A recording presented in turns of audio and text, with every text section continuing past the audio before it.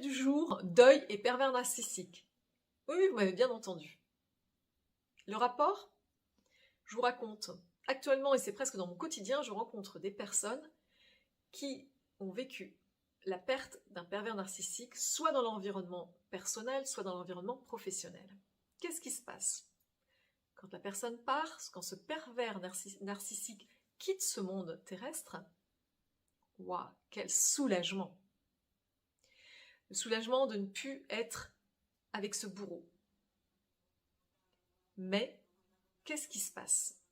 Faire le deuil va beaucoup plus loin que ça dans cette situation, dans ce contexte, face à cette relation. Parce qu'on a mis en place un fonctionnement de victime face à un bourreau.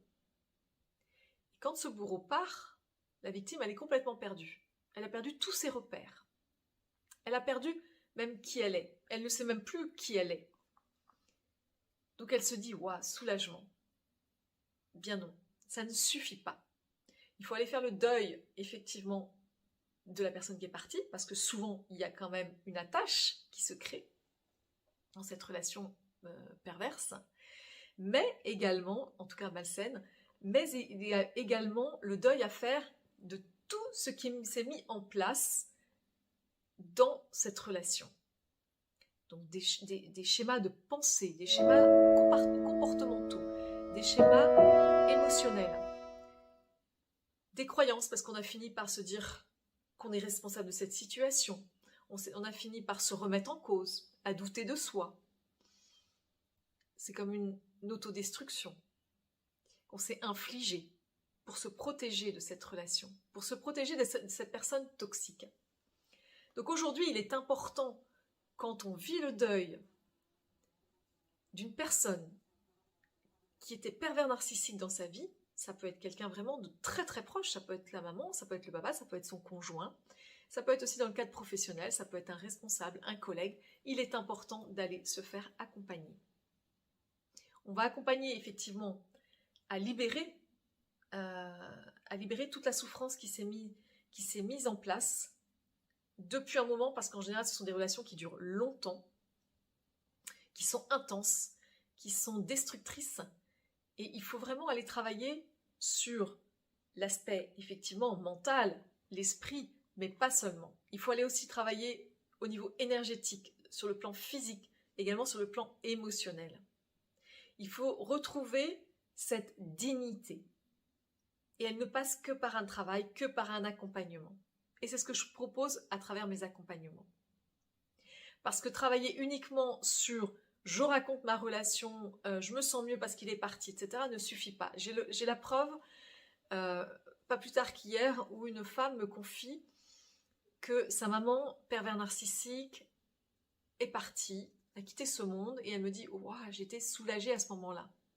Elle me dit « j'ai presque honte de le dire ». Par contre, je lui dis « et votre sommeil, comment va-t-il » Elle me dit « je ne parviens pas à dormir, je suis réveillée plusieurs fois par nuit. Et surtout, ma mère revient en permanence dans mon sommeil, dans mes nuits, dans mes pensées. Elle hante mes nuits. » Oui, parce qu'elle a fait le deuil finalement du départ de sa maman, mais elle n'avait pas fait le deuil de cette relation perverse qui s'est mise en place. Et elle me dit, je ne comprends pas, parce que finalement, j'ai été chez une psychologue, j'ai été vue pendant des mois, j'ai été changée, Oui, mais ça n'a pas été travaillé sur le plan physique, ça n'a pas été travaillé sur le plan émotionnel. Et nous sommes des êtres multidimensionnels. Et ça va impacter beaucoup de choses, cette relation. Ça va impacter les yeux ont mémorisé des choses. Le corps, sur le plan kinesthésique, a mémorisé également toutes ces situations difficiles, douloureuses, inacceptables. Et puis auditif aussi, ce qu'on a entendu, les réflexions, les remarques, les remises en cause. Il est important dans ce genre de relation, et quand on vit le deuil avec ces relations-là, d'aller travailler, vraiment de se faire accompagner pour gagner du temps sur sa vie, pour pouvoir reconstruire une vie alignée à qui nous sommes, retrouver qui nous sommes, nos valeurs, ce qu'on aime, parce qu'en fait, il y a eu on est complètement inhibé, on est plus soi-même en fait quand on vit ce type de relation. Il est important, on peut lire des livres, mais suivre un bon accompagnement qui vraiment va travailler sur toutes ces dimensions, va être optimal, efficace et rapide. Et c'est ce que je propose à travers mes accompagnements. Si vous voulez en savoir plus, comment, eh bien je vous invite à prendre un rendez-vous clarté avec moi. À travers ce rendez-vous, au cours de ce rendez-vous, je vais comprendre votre situation, je vais vous donner des clés déjà d'ouverture de conscience, qu'est-ce qui s'est mis en place et qu'est-ce qu'il est urgent de libérer pour pouvoir vous reconstruire. J'ai envie de dire, avant de reconstruire une vie, c'est se reconstruire. Et quand on se reconstruit, là, on peut reconstruire sa vie. Mais ça passe par l'étape de la reconstruction individuelle, personnelle.